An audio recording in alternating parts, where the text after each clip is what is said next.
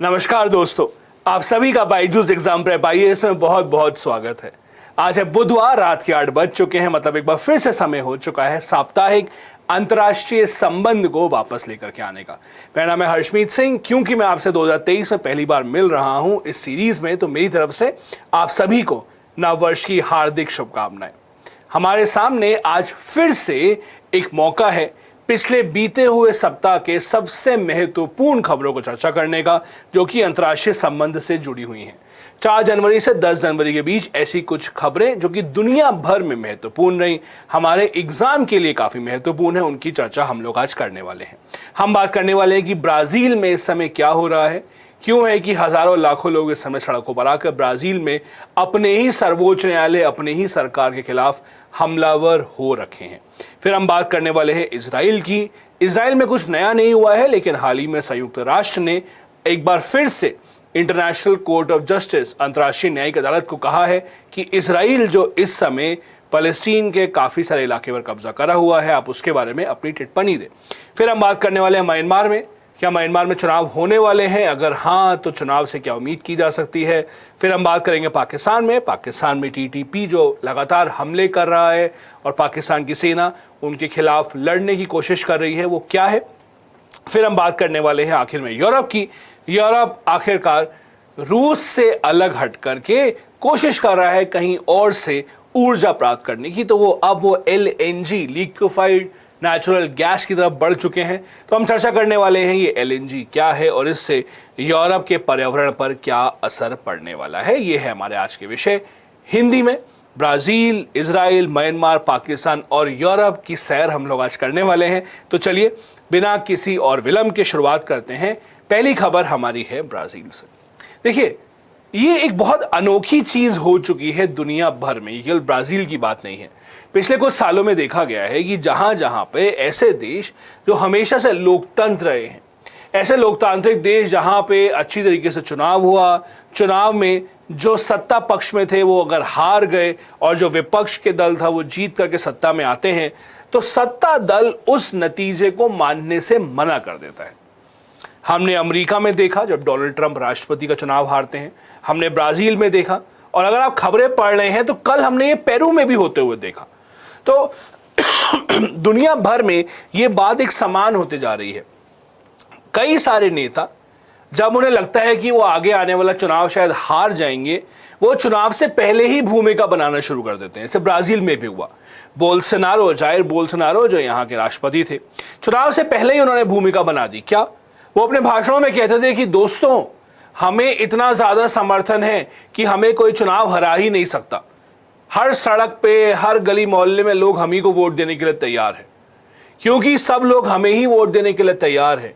तो अगर किसी भी कारणवश हम चुनाव हारते हैं तो आप समझ जाइएगा ये धांधलेबाजी का ही नतीजा है, क्योंकि हम चुनाव हार ही नहीं सकते हैं। इतना ज्यादा समर्थन हमें हर जगह से इस समय मिल रहा है। जब इतने सारे भाषण इस तरीके के दिए जाते हैं तो आप लोगों के दिमाग में बात बिठा देते हैं कि हाँ, अगर मेरा नेता हारा है तो जरूर कुछ ना कुछ गड़बड़ है, जरूर उसके खिलाफ साजिश हुई है। यही बात आपने देखी अमेरिका में डोनाल्ड ट्रंप के समय, यही बात हमने देखी ब्राजील में बोल्सोनारो के समय, और कल हमने यही बात फिर पेरू में भी देखी। हजारों लाखों लोग जो अपने नेता पर विश्वास करते हैं, और देखिए सबसे दिलचस्प बात यह, नेता खुद नहीं आते हैं इनमें। वो बड़े बड़े नेता खुद अपने घरों में, खुद अपने महल में बैठे होंगे और अपने समर्थकों को भेज देते हैं, जाओ मेरे लिए लड़ाई लड़ो। हजारों लाखों लोग ब्राजील में आए, उनमें से लगभग कम से कम 1200 प्रदर्शनकारियों को हिरासत में लिया गया। इन्होंने किया क्या है? इन्होंने अपने ही देश के सर्वोच्च न्यायालय की जो बिल्डिंग है उस पर कब्जा करने की कोशिश की, अपने ही देश के जो संसद की पूरी इमारत है उस पर कब्जा करने की कोशिश की। उन्होंने कोशिश की किसी तरीके से सत्ता हम अपने नेता को वापस दिलवा दें। ब्राजील का इतिहास काफी दिलचस्प है। अगर ब्राजील के इतिहास को देखें तो वहां पे सैन्य तानाशाही रही है 38 साल पहले। तो ब्राजील जानता है कि इस तरह के प्रदर्शन जब होते हैं और अगर वो सफल हुए तो देश को कितनी बड़ी कीमत चुकानी पड़ सकती है। इसीलिए यहाँ पर जो नए राष्ट्रपति हैं जिनका नाम है लूला, उन्होंने अपने जितने भी सैन्य कर्मी उनको आदेश दिए कि किसी भी हाल में इन प्रदर्शनकारियों को सफल नहीं होने देना है। और इसीलिए सरकार ने काफी कठोर कदम उठा करके ज्यादातर प्रदर्शनकारियों को उसी समय हिरासत में ले लिया। लेकिन इसके बाद भी अभी भी ये केवल सर्वोच्च न्यायालय और केवल सरकारी दफ्तरों की बात नहीं है। ब्राजील के कई सारे शहर हैं जहां पे अभी भी कई सारे प्रदर्शनकारी डटे हुए हैं। कई सारे शहरों में बड़े बड़े ग्राउंड में जो प्रदर्शनकारी हैं टेंट लगा के घेरा डाल के बैठे हुए हैं कि आदेश का इंतजार कर रहे हैं कि कैसे आदेश आए हमारे नेता से और हम अटैक करना शुरू कर दें। जैसे मैंने कहा, जो ब्राजील के अभी राष्ट्रपति हैं लुइस इनासियो लुला सिल्वा, उन्होंने आपातकाल बैठक बुलाई और उन्होंने अपनी जो सुरक्षा कर्मी हैं उनको आदेश दिए कि किसी भी तरीके से आप इन प्रदर्शनकारियों को सफल ना होने दें।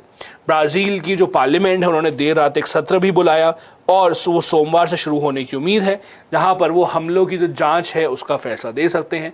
उन्होंने कहा है कि बोल्सोनारो या कोई भी जो भी इन हमलों के पीछे, जो भी इन प्रदर्शन के पीछे है, उन्हें छोड़ा नहीं जाएगा। जैसा मैंने कहा, ये ब्राजील केवल एक उदाहरण है। दुनिया भर में लोकतांत्रिक देशों में ये बहुत खतरनाक एक प्रथा बनती जा रही है, जहां पे नेता सत्ता पक्ष जब वो चुनाव हारते हैं तो वो चुनाव के नतीजों को मानने से ही मना कर देते हैं। पूरे के पूरे जो लोकतंत्र है, जो इतने सालों से उस देश में चल रहा है, उस पर ही सवाल खड़े कर देते हैं। और क्योंकि उनके हजारों लाखों समर्थक हैं जो अपने नेता के लिए मरने मारने को तैयार हो जाते हैं, इसीलिए आप देखेंगे कि कई सारे लोकतांत्रिक देशों में ये परिस्थिति पैदा हो रही है।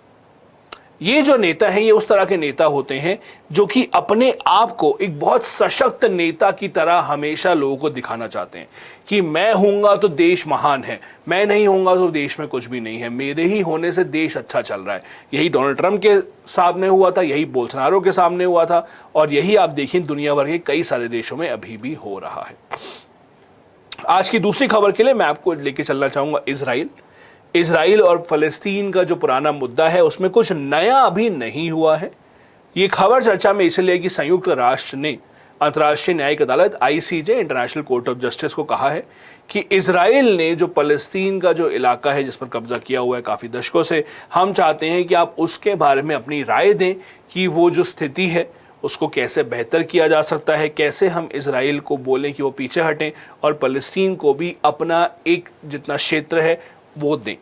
अब अंतर्राष्ट्रीय जो हमारी ये न्यायिक अदालत है, ये कोई ऐसी संस्था नहीं है कि इन्होंने अगर कोई इजराइल को कुछ बोल दिया तो इजराइल को मानना ही पड़ेगा। देखिए, अगर आप संयुक्त राष्ट्र का संविधान देखें, संयुक्त राष्ट्र का चार्टर देखें, तो वो चार्टर ये कहता है कि अंतर्राष्ट्रीय अदालत ने, अंतर्राष्ट्रीय न्यायालय ने जो फैसला दिया है उस फैसले को लागू करवाने की जिम्मेदारी किसकी है? उस फैसले को लागू करवाने की जिम्मेदारी होती है संयुक्त राष्ट्र के सुरक्षा परिषद की। लेकिन होता क्या है आमतौर पर, क्योंकि उस सुरक्षा परिषद में आपको पता है 5 स्थायी सदस्य हैं, वो स्थायी सदस्य अपने मन से बार बार वीटो करते रहते हैं। जब उनके खिलाफ कोई फैसला आता है तो, या उनके दोस्तों के खिलाफ कोई फैसला आता है तो वो हर बार वीटो शक्ति का इस्तेमाल करते हैं और आमतौर पर आप देखेंगे अंतर्राष्ट्रीय न्यायालय के ज़्यादातर फैसले लागू नहीं किए जाते हैं। इसी तरह से जब भी इजराइल के खिलाफ कोई भी फैसला आता है, क्योंकि अमेरिका इजराइल का घनिष्ठ मित्र है, तो इजराइल के खिलाफ जब भी कोई भी फैसला आता है, अमेरिका ये हमेशा वीटो पावर का इस्तेमाल कर करके ये बात सुनिश्चित कर लेता है कि इजराइल को कोई भी परेशानी ना हो। अभी भी संयुक्त राष्ट्र में जब यह प्रस्ताव आया कि अंतर्राष्ट्रीय न्यायालय को इसके बारे में अपनी राय देनी चाहिए, उसमें से 87 सदस्यों ने इसका समर्थन किया कि हाँ ऐसा होना चाहिए। 26 देशों ने इसका विरोध किया और 53 देश ऐसे हैं जिन्होंने कोई भी वोट में हिस्सा नहीं लिया। भारत उनमें से ही था। जैसा कि आपको पता है, बीते कुछ सालों में भारत ने अपनी जो विदेश नीति है उसमें थोड़ा बदलाव किया है। अगर आप देखें 1970 1980 के दशक तक आते आते 2000 के भी दशक, 1990 के दशक में भी भारत अगर इजराइल और फलस्तीन के बीच में से एक पक्ष चुनना होता था तो हम आमतौर पर फलस्तीन के पक्ष में रहते थे। हम आमतौर पर कहते जो फिलिस्तीन है उनका हक है कि भाई उनका जो क्षेत्र है वो उनको दिया जाए। इसके अपने काफ़ी सारे कारण थे। जैसा आपको पता है फिलिस्तीन एक इस्लामिक देश है, तो हमारी ये कोशिश हमेशा थी कि जो खाड़ी देश हैं उनसे हमें अच्छे संबंध बना के रखने हैं, क्योंकि भारत की कई सारी ऊर्जा की जितनी भी ज़रूरत की चीज़ें होती हैं वो खाड़ी देशों से आती हैं। भारत के कई सारे लोग, हज़ारों लाखों लोग खाड़ी देशों में इस समय काम करते हैं। तो भारत की कोशिश हमेशा रहती थी कि फ़लस्तीन के साथ खड़े हुए दिखाई दें। उसके बाद क्या हुआ, जब 21वीं शताब्दी में हम पहुंचे तो भारत ने ये बात अपनी विदेश नीति में अपनाई कि शायद हमें इस समय फ़लस्तीन से ज़्यादा जो दोस्ती निभाने की ज़रूरत है वो इजराइल के साथ ज़रूरत है। तो कहा जाता है कि 1992 से इसकी बदलाव की शुरुआत हुई। 1992 से पहले तो भारत इजराइल को आधिकारिक रूप से मान्यता भी नहीं देता था। 1992 में हम लोगों ने इजराइल से अपने संबंध बनाना शुरू किए। पीवी नरसिम्हा राव उसमें प्रधानमंत्री थे, लेकिन फिर भी खुलकर कोई भी सरकार भारत की इजराइल के समर्थन में नहीं खड़ी होती थी। 2014 के बाद ये काफ़ी बदला। जब से मोदी सरकार आई, उन्होंने अपनी विदेश नीति में ये स्पष्ट कर दिया कि उनके लिए इजराइल इस समय ज़्यादा ज़रूरी है फ़लस्तीन के मुकाबले। तब से जब भी आप देखें संयुक्त राष्ट्र में इजराइल के खिलाफ कोई भी अगर संकल्प लाया जाता है तो भारत उसमें आमतौर पर हिस्सा नहीं लेता है।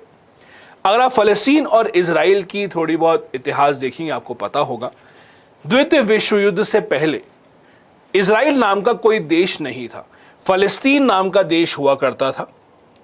और जो फ़लस्तीन था ये अंग्रेज़ और फ्रांस ये कुछ कुछ हिस्सों पर कब्जा करते थे। आमतौर पे जो अंग्रेज़ी हुकूमत थी वो फ़लस्तीन के देश पर कब्जा करते थे।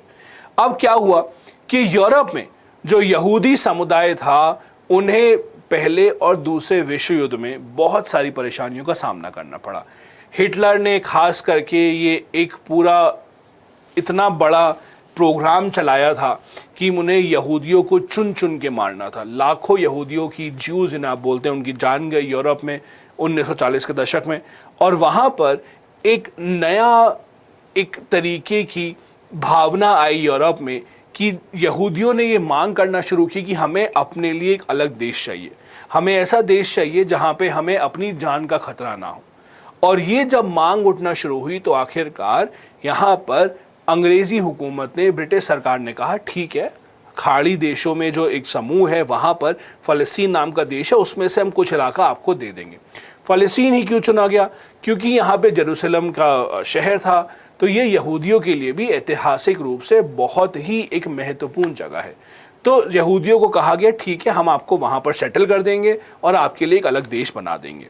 अब यहाँ पर संयुक्त राष्ट्र ने विभाजन की शुरुआत की और वो जो विभाजन कहा कि भाई विभाजन होगा, फ़लस्तीन का कुछ इलाका इजराइल का बना दिया जाएगा, कुछ फ़लस्तीन का बना दिया जाएगा। तो जो अरब देश हैं उन्होंने, जैसा कि आप समझ सकते हैं, इसको पूरा ठुकरा दिया। अरब देश फ़लस्तीन के साथ खड़े हुए दिखाई दिए। फ़लस्तीन भी एक इस्लामिक देश था। अरब देशों में जैसा कि आपको पता है ज़्यादातर इस्लामिक देश हैं, तो उन्होंने सबने फ़लस्तीन का साथ दिया, कहा कि हम ऐसा नहीं होने देंगे। और यहाँ पर 1948 में ही पहला अरब इजराइल युद्ध होता है, जहाँ पर इजराइल ने अरब देशों को हराया। और कहा जाता है युद्ध का अंत होते होते संयुक्त राष्ट्र ने इजराइल के लिए जितना क्षेत्र देना चाहा था उससे कहीं बड़ा क्षेत्र इजराइल ने अपना लिया, इजराइल ने उस पर कब्जा कर लिया और 7 लाख फ़लस्तीनियों को वहाँ से हटना पड़ा। ये युद्ध का अंत नहीं था। एक एक करके इजराइल ने खाड़ी देशों में, अरब देशों से एक एक करके काफ़ी सारे युद्ध लड़े। मिस्र, जैसे कि इजिप्ट बोलते हैं, जॉर्डन, सीरिया, इन सब के साथ इजराइल ने कई सारे युद्ध लड़े। इन सब देशों को लगता था कि इजराइल एक नया देश है, छोटा सा देश है, हम इनसे बहुत आराम से इनका क्षेत्र वापस ले सकते हैं, इनको यहाँ से हटा सकते हैं। लेकिन ऐसा इजराइल ने नहीं होने दिया। आखिरकार अभी के समय अगर आप देखें तो ये इजराइल का पूरा नक्शा है। इसमें से केवल 2 इलाके ऐसे हैं जहां पर जिनको अभी फिलिस्तीन का इलाका कहा जा सकता है। एक इलाका है गाजा पट्टी, ये गाजा पट्टी है, यहां पर आप देख सकते हैं, और एक है वेस्ट बैंक, ये है वेस्ट बैंक। ये गाजा पट्टी और वेस्ट बैंक, केवल ये 2 इलाके रह गए हैं जहां पे जिनको फिलिस्तीन का इलाका माना जाता है। और ये पूरा देश अब इजराइल हो चुका है, जो पूरा फिलिस्तीन हुआ करता था यहां से यहां तक। इसमें भी ये जो वेस्ट बैंक का इलाका है, इसमें भी ज़्यादातर क्षेत्र इजराइल के ही कब्जे में है। इजराइल यहाँ पे अपने कई सारे यहूदी लोगों को बसा चुका है। तो फ़लस्तीन के नाम पर इस समय उनके पास पूरा देश नहीं है। फ़लस्तीन के लिए इस समय इनके पास गाज़ा पट्टी है और इस समय कुछ इलाके हैं यहाँ पे वेस्ट बैंक के, जो कि अभी इनके पास हैं। अब यूएन का जो हमारा जनरल असेंबली है, इन्होंने क्या कहा? इन्होंने हाल ही में जो प्रस्ताव पारित किया 30 दिसंबर को, ये कहा कि इजराइल के कब्जे, निपटान और अधिग्रहण के जो परिणाम हुए हैं उसके बारे में हम चाहते हैं कि जो अंतर्राष्ट्रीय न्यायालय है वो अपनी राय दें और वो बताएं कि किस तरीके से हम ये परिस्थिति को बेहतर सुलझा सकते हैं। जैसे मैंने आपसे पहले कहा, ये पहली बार नहीं हुआ है कि इजराइल के ऊपर अंतर्राष्ट्रीय न्यायालय को कहा गया अपनी राय देने के लिए।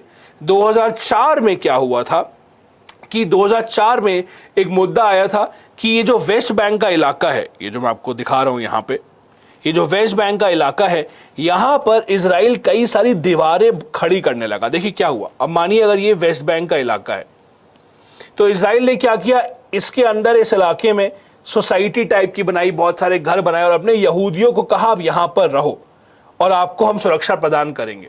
और इन बड़ी बड़ी दीवारें बना दी यहां पे ताकि फलस्तीन का कोई भी नागरिक यहां ना आ पाए।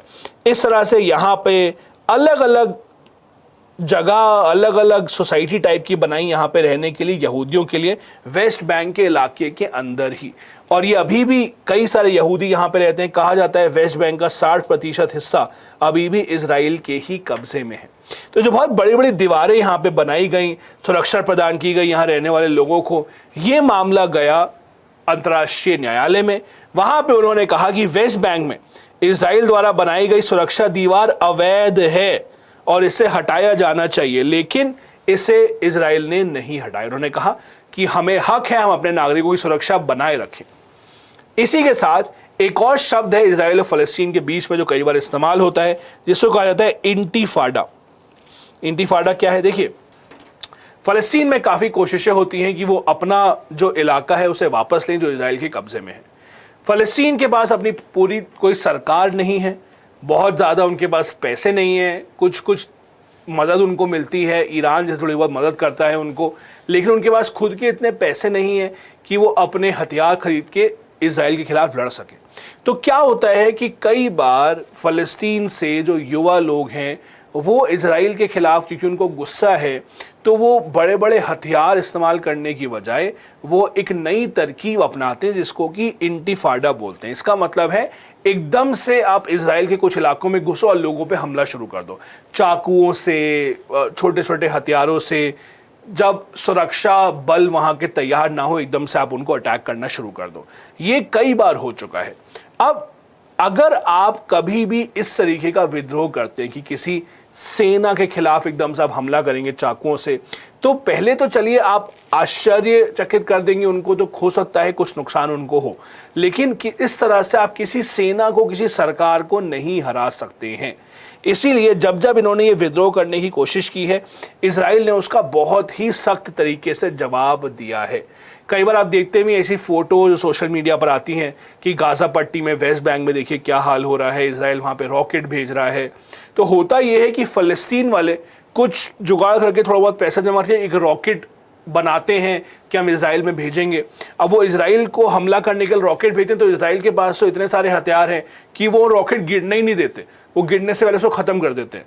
लेकिन इजराइल को बहाना मिल जाता है कि अब हम तुम्हें रॉकेट भेज के बताते हैं कि असली रॉकेट कैसा होता है, और वहीं पे हज़ारों लाखों लोगों की जान जाती है। फ़लस्तीन ने इस दीवार को हटाने के लिए कई बार कोशिशें की हैं, अंतर्राष्ट्रीय न्यायालय में भी बात गई है, पर इजराइल ने इसे नहीं माना है। ये आप देखिए, ये थोड़ा और बड़ा मैप है वेस्ट बैंक वाले इलाके का ही।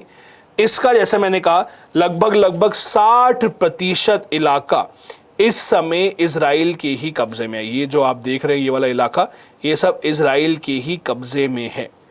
तो इस इलाके में भी इजराइल ने धीरे धीरे करके अपने ही जो यहूदी नागरिक हैं उन्हीं को यहाँ पे रहने के लिए जगह बना दी है, ताकि उनका मानना यह है जब एक बार सारे नागरिक ही हमारे हो जाएंगे तो ये इलाका भी हमारा ही हो जाएगा।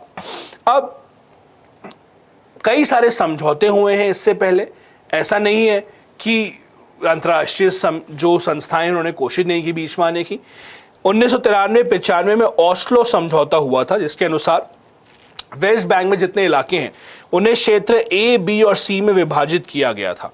इजराइल को क्षेत्र सी दिया गया था जो कि वेस्ट बैंक का 60% हिस्सा है। आपको अगर दोबारा से दिखाऊं, ये है क्षेत्र ए, ये है क्षेत्र बी और ये है क्षेत्र सी। तो ए, बी और सी में क्षेत्रों को बांटा गया था, जिसमें से जो सी क्षेत्र है ये इजराइल को दिया गया था कि ये आपका होगा। लेकिन इस शर्त पे कि क्षेत्र ए और क्षेत्र बी में आप कोई भी दखलंदाजी नहीं करेंगे, वहां फलस्तीन के लोगों को रहने देंगे। इजराइल कहता है कि हमें कोई परेशानी नहीं है, लेकिन फलस्तीन खुद ही आतंकवाद को सपोर्ट करता है, खुद ही वो इजराइल में आके हमले करवाने की कोशिश करते हैं और इजराइल को बहाना मिल जाता है कि इसी बहाने से वो भी अपने बड़े बड़े रॉकेट, बड़े बड़े हथियारों का इस्तेमाल करते हैं। जैसा कि मैंने कहा, इजराइल की सरकार ने कहा है कि 2017 और 21 के बीच में उन्होंने अपने ही क्षेत्र में फ़लस्तीन को कई सारी बिल्डिंगें बनाने के परमिट दिए हैं। तो हर दोनों पक्ष, इजराइल और फ़लस्तीन, अपने अपने पक्ष की बात करते हैं कि हम दूसरे पक्ष से बातचीत करने को तैयार हैं, लेकिन इस जो पूरा का पूरा मुद्दा है, इसका अभी भी कोई भी समझौता नहीं हुआ है आखिरकार। अब इजराइल में नई सरकार आई है, खैर हर कुछ महीने में नई सरकारें आ रही हैं। देखिए, इजराइल की जो राजनीति है काफ़ी दिलचस्प है। भारत की तरह इजराइल में बहुत सारी इस समय राजनीतिक दल हैं। उनकी जब सरकार बनती है तो उनका चुनाव का तरीका कुछ ऐसा है कि किसी भी एक दल को सत्ता नहीं मिलती है, बहुत मुश्किल होता है मिलना। तो गठबंधन की सरकारें बनती हैं, हर कुछ महीने में वो सरकारें बदल जाती हैं।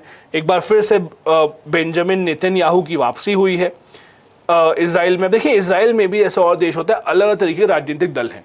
कुछ राजनीतिक दल ऐसे होते हैं जो बहुत कट्टर होते हैं कि भाई नहीं, फ़लस्तीनियों को 1 इंच भी ज़मीन नहीं देनी है, कुछ भी हो जाए। और कुछ ऐसे होते हैं जो ये नहीं चाहते, जो चाहते हैं कि ठीक है, कोई बात नहीं, मिल बैठ के बातचीत की जानी चाहिए। अब क्योंकि जब गठबंधन की सरकारें होती हैं तो प्रधानमंत्री या जो भी बड़े नेता होते हैं वो अपने मन से सरकार नहीं चला सकते हैं। उन्हें अपने गठबंधन में जो राजनीतिक दल होते हैं उनसे पूछ के ही सरकार चलानी पड़ती है।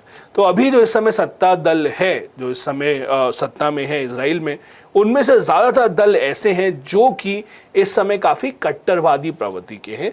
इसीलिए इस समय फ़लस्तीन से कोई भी समझौता होता हुआ दिखाई नहीं देता है। अगली खबर के लिए हमें चलना पड़ेगा म्यांमार। जैसा कि आपको पता है, म्यांमार में पिछले कुछ साल से अब सैन्य सेना का एक तरीके से पूरा वहाँ पे कब्जा हो चुका है। सैन्य सेना ही है, सुरक्षा बल ही है जो इस समय पूरा देश चला रहा है। पूरे के पूरे जितनी भी उनका लोकतंत्र था, जो वहाँ पे राजनीतिक दल थे जो चुनाव जीत के आए थे, सबको हटा दिया गया है। बड़े बड़े नेताओं को जेल भी भेज दिया गया है। अब हुआ क्या है, ये खबरों में क्यों है? खबरों में इसीलिए है कि जो सैन्य सेना है म्यांमार की, पिछले साल उन्होंने, मतलब पिछले साल 2022 उन्होंने घोषणा की थी कि 2023 में हम पक्का चुनाव करवाएंगे।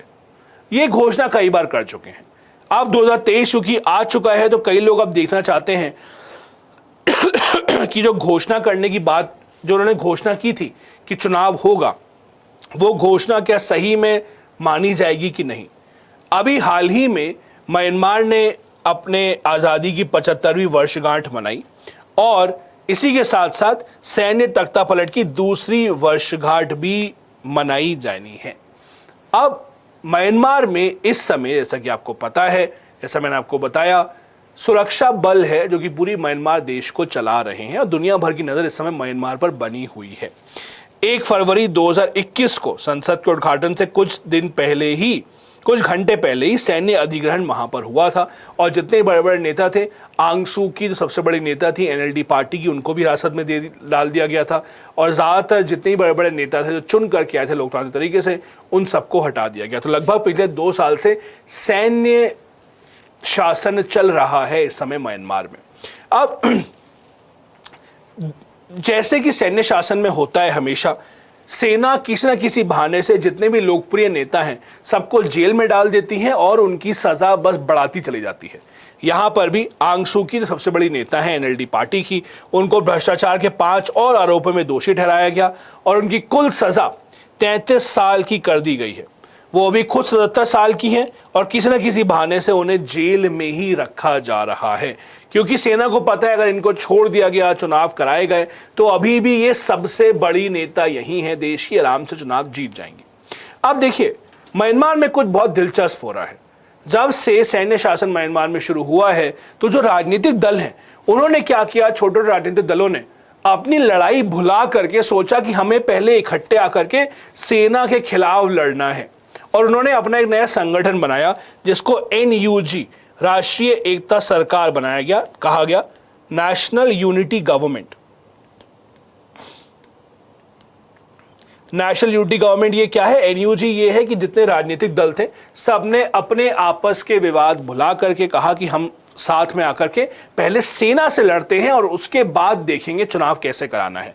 इन्होंने अपना खुद का सशस्त्र विंग भी एक शुरू कर दिया है, जिसको पीपल डिफेंस ग्रुप कहा गया है, पीडीजी। ये वो इन्होंने राजनीतिक दल ने अपनी खुद की सेना की तरीके की एक बना ली है कि हम भी अपनी सेना से अब लड़ेंगे, हमारी खुद की जो सैन्य सेना है उसका हम लोग सामना करने वाले हैं। ये जो हुंता आप शब्द देख रहे हैं, ये लिखते वैसे JUNTA हैं, पढ़ते इसको हुंता है, याद रखिएगा। हुंता शब्द असल में सेना के लिए इस्तेमाल होता है म्यांमार में, ठीक है। तो जहां आप ये JUNTA पढ़ेंगे, इसको हिंदी में हुंता पढ़ेंगे और ये सेना के लिए इस्तेमाल होता है। तो ऐसे मैंने कहा हुंता जो कि इस समय म्यांमार में पूरा कब्जा करा हुआ है, उन्होंने घोषणा तो जरूर की है कि हम चुनाव कराने वाले हैं, लेकिन जो राजनीतिक दल है उन्होंने कहा है कि आपके पास चुनाव कराने का कोई अधिकार ही नहीं है। चुनाव तो वो कराएगा ना सत्ता में है, आप तो अवैध रूप से सत्ता में है, तो आप क्या ही यहाँ पर चुनाव कराएंगे। तो अभी इस समय जो लड़ाई है वो है सेना की नेशनल यूनिटी गवर्नमेंट NUG के खिलाफ। NUG क्या है? जैसा मैंने कहा जितने भी राजनीतिक दल हैं सबने मिल करके एक दल बना लिया है और वो अब सेना के खिलाफ लड़ने की कोशिश कर रहे हैं। अब बात एक बार भारत की भी कर लेते हैं। भारत का म्यांमार से क्या लेना देना है?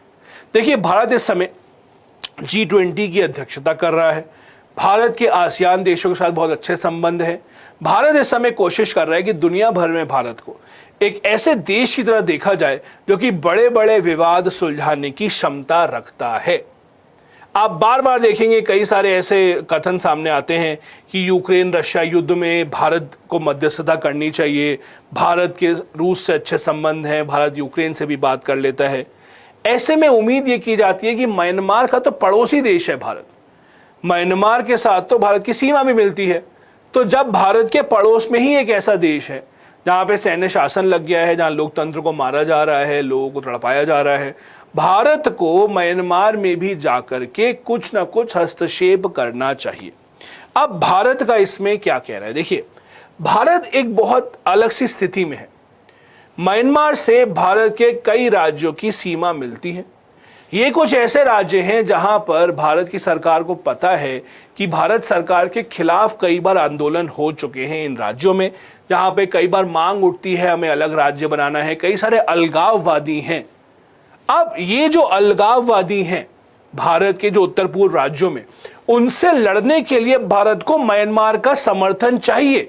क्यों होता यह है? भारत जब ये उग्रवादी समूह, अलगाववादी समूह के खिलाफ कोई भी कदम उठाता है तो ये सब भाग के बॉर्डर के उस तरफ म्यांमार जाके छुप जाते हैं और म्यांमार में हम जा नहीं सकते, वो अलग देश है। तो भारत को कहीं ना कहीं म्यांमार से मदद चाहिए, चाहे सत्ता में कोई भी हो, चाहे वो लोकतांत्रिक तरीके से कोई आया हो, चाहे सैन्य शासन हो, लेकिन भारत की जरूरत है कि म्यांमार में जो भी सत्ता में हो भारत उससे अच्छे संबंध बनाए रखें।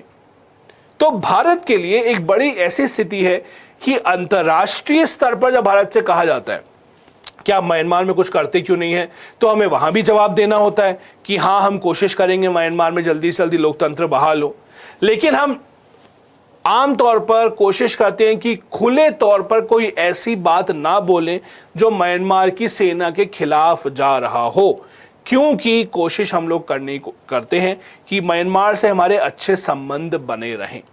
अब लेकिन कहा जा रहा है कई लोगों द्वारा कि भारत को शायद इस पर दोबारा सोचना चाहिए। भारत ने, जैसा कि अभी हमने देखा, जो हमारा संयुक्त राष्ट्र में संकल्प आया था, भारत ने उस पर वोट भी नहीं किया, ना तो इजराइल के समय पे किया। और यहां पर भी म्यांमार के खिलाफ भी जब संयुक्त राष्ट्र सुरक्षा परिषद में प्रस्ताव आया था कि भाई म्यांमार के खिलाफ कोई कदम उठाया जाना चाहिए, तो भी भारत, चीन, रूस ऐसे देश इस प्रस्ताव से अलग रहे। तो भारत ने म्यांमार के खिलाफ किसी भी प्रस्ताव का समर्थन नहीं किया है। यही नहीं, म्यांमार में जो उनके इस समय सेना के नेता हैं जनरल मिन ऑन्ग, उन्होंने भारत का धन्यवाद भी किया कि हम भारत, चीन, थाईलैंड, लाओस इन सबका धन्यवाद करना चाहते हैं जिन्होंने संयुक्त राष्ट्र में हमारे खिलाफ कोई कदम नहीं उठाया।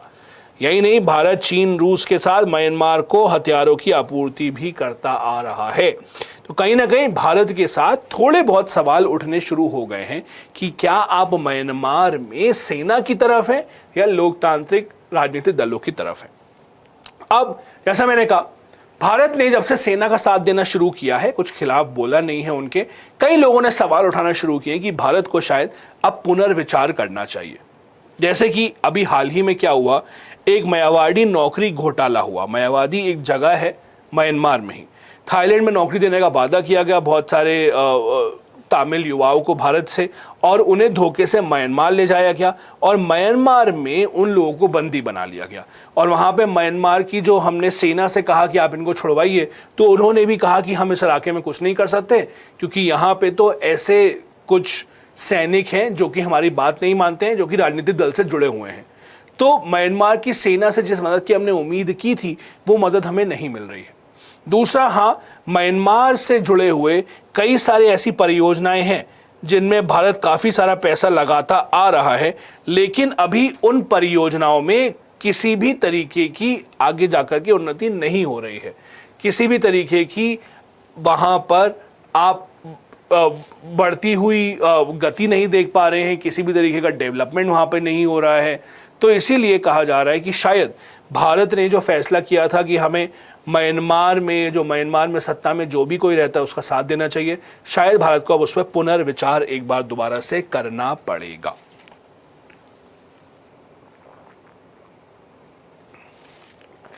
अगली खबर के लिए मैं आपको लेकर चलना चाहूंगा पाकिस्तान में। पाकिस्तान में एक आतंकवादी संगठन TTP, मतलब है तहरीक तालिबान, पाकिस्तान में जो हैं, उन्होंने पाकिस्तान सरकार के खिलाफ, पाकिस्तान में जितने सैन्य बल हैं उनके खिलाफ एक के बाद एक हमले करके कहीं ना कहीं पाकिस्तान की सरकार के नाक में दम कर दिया है।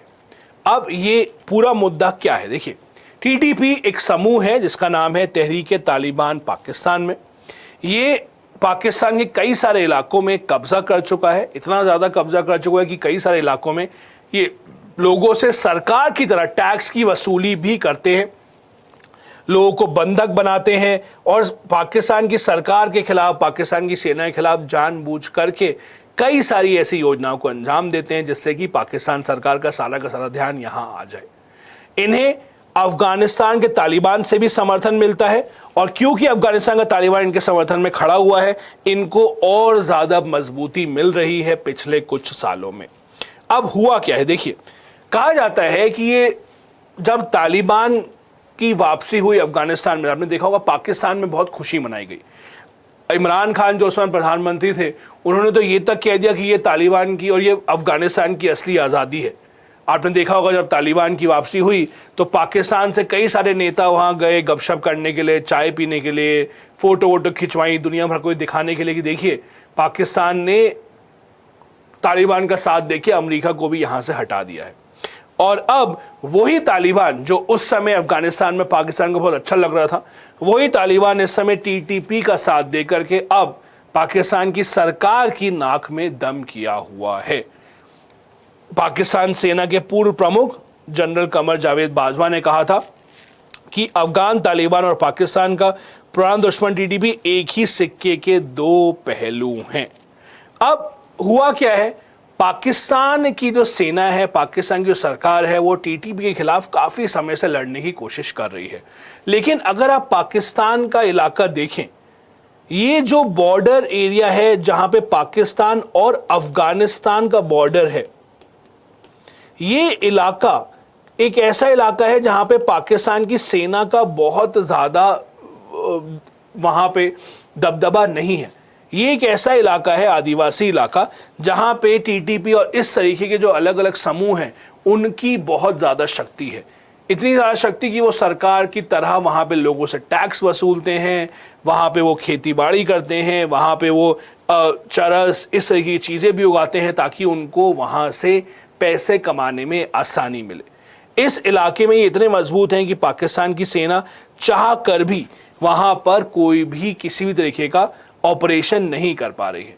कुछ सालों पहले जब TTP के खिलाफ पाकिस्तान सेना ने ऑपरेशन किया भी था, आपको याद होगा, TTP ने पाकिस्तान के पेशावर में एक स्कूल में अटैक किया था। यहाँ पे स्कूल में कई सारे बच्चों को अपनी जान गंवानी पड़ी थी। वो टीटीपी का ही एक तरीके से अटैक था। अब इसमें किसी और को दोष देने की बजाय कहीं ना कहीं गलती पाकिस्तान की ही मानी जा रही है। 15 साल पहले करीब पाकिस्तान ने कहा था कि तालिबान दो तरीके का होता है, एक अच्छा तालिबान होता है, एक बुरा तालिबान होता है। उनका कहना था कि ऐसा तालिबान जो हमें मदद कर रहा है वो अच्छा तालिबान है, और ऐसा तालिबान जो औरों को नुकसान पहुंचाता है या हमें नुकसान पहुंचाता है वो बुरा तालिबान है। उस समय दुनिया कहती थी पाकिस्तान से कि ऐसा नहीं होता, एक आतंकवादी ही होता है, अच्छा आतंकवादी बुरा आतंकवादी कुछ नहीं होता। लेकिन पाकिस्तान को उस समय कहना था नहीं, अच्छे आतंकवादी अलग होते हैं, बुरे आतंकवादी अलग होते हैं। और अब यही अच्छे बुरे के बीच में पाकिस्तान फंस चुका है। वही जो इन्हें अच्छा तालिबान रखता था, वही तालिबान अब इस समय टीटीपी के समर्थन में खड़े हैं। वही तालिबान इस समय पाकिस्तान के जो बुनियादी ढांचे हैं उन्हें निशाना बना रहे हैं, और वही इस समय तालिबान जो है वो पाकिस्तान सरकार को कह रहे हैं कि आप भारत छोड़िए, अफगानिस्तान का जो बॉर्डर है उस तरफ देखिए, क्योंकि वहां पर भी आपको बहुत परेशानियां आने वाली हैं। आज की 5वीं खबर के लिए मैं आपको चलना चाहूंगा यूरोप लेकर के। अब यूरोप में क्या हो रहा है, पिछले कुछ सप्ताह में हमने चर्चा भी की थी। यूरोप में आप देखेंगे एक बहुत बड़ी समस्या ये आ गई है कि यूरोप अपनी ऊर्जा के लिए रूस पर निर्भर रहता था। जब से रूस और यूक्रेन का युद्ध शुरू हुआ है तो रूस से जो गैस तेल यूरोप को मिलता था उन पर पाबंदी लगा दी गई। तो अब यूरोप, क्योंकि सर्दियां वहाँ पे वापस आ रही हैं, यूरोप में तापमान बहुत ज़्यादा कम हो जाता है, तो उन्हें गर्मी पैदा करने के लिए कई सारी और काफ़ी बड़ी मात्रा में गैस चाहिए होती है। अब यूरोप ने क्या कहा है कि ठीक है, क्योंकि हम रूस से गैस नहीं ले पा रहे हैं तो अब हम LNG लिक्विफाइड नेचुरल गैस की तरफ जाएंगे। मतलब तरलीकृत प्राकृतिक गैस के आयात में अब काफ़ी तेज़ी से विस्तार हो रहा है, क्योंकि रूस से जो नेचुरल गैस आती थी, रूस से उस गैस को अब यूरोप नहीं आयात करना चाहता है, क्योंकि वो चाहता है कि रूस पर जो प्रतिबंध लगाए हैं उस पर वो कायम रहें। तो अब वो और तरलीकृत प्राकृतिक गैस का आयात करेगा। कहाँ से? अमेरिका से और बाकी और देश से, जहां से भी उन्हें गैस आई जा सकती है। अब इससे फायदा क्या है, नुकसान क्या है? पहली बात देखते हैं ऐसा किया क्यों गया है। क्योंकि जैसा मैंने कहा, यूरोप ये चाहता है कि भाई अगर हमने रूस पर कुछ प्रतिबंध लगाए हैं उनका फायदा तभी हमें मिलेगा जब रूस से पूरी तरह से हम गैस तेल लेना बंद कर देंगे। तो पहली बात तो ये है। वहीं दूसरी तरफ यूरोप के लिए भी ये बहुत फायदे का सौदा नहीं है। पहली बात, यूरोप रूस से गैस तेल लेता था क्योंकि उन्हें सस्ते दाम पर वो मिलता था, पहली बात। दूसरी बात, जो रूस से गैस आती थी पाइपलाइन से, वो पर्यावरण को बहुत नुकसान नहीं पहुंचाती थी, बहुत प्रदूषण नहीं होता था। वहीं पर अगर आप देखें LNG की दिक्कत ये है कि ठीक है, ये आपको ऊर्जा दे देगा, ये आपको गर्मी पैदा करने में आसानी देगा, लेकिन अगर आप देखें इसका असर पर्यावरण पर क्या पड़ेगा, तो ये पर्यावरण के लिए बहुत अच्छा नहीं है। मतलब कि जो यूरोप का पूरी योजना थी कि हम अब जो हमारे पर्यावरण है उसके लिए काम करेंगे, अपने प्रदूषण को कम करेंगे, हम लोग आगे जाकर के जो नेट ज़ीरो का टारगेट है उसको हम लोग अचीव करेंगे, उन सारी की सारी योजनाओं पर कहीं ना कहीं यूरोप को इस समय कुछ ना कुछ पाबंदी लगानी पड़ेगी। क्यों? क्योंकि यूरोप को इस समय ये कोशिश करनी है कि अब वो अपनी जो ऊर्जा उन्हें चाहिए, उन्हें जो गैस चाहिए, वो उन्हें सही अच्छे से अच्छे दाम पर मिल सके। ये जो प्राकृतिक गैस है ये लगभग -161 डिग्री सेल्सियस तक तीव्र शीतलन के माध्यम से एक तरल अवस्था में कम हो जाती है। जैसे कि मैंने कहा, यूरोप के पास ये विकल्प हमेशा से था, लेकिन यूरोप हमेशा से ये सोचता था कि क्या ये विकल्प इस लायक है कि हम रूस पे जो प्रतिबंध लगाए गए हैं, रूस को हम लोग प्रतिबंध और बढ़ाने के लिए क्या हम खुद को नुकसान पहुंचा सकते हैं कि नहीं।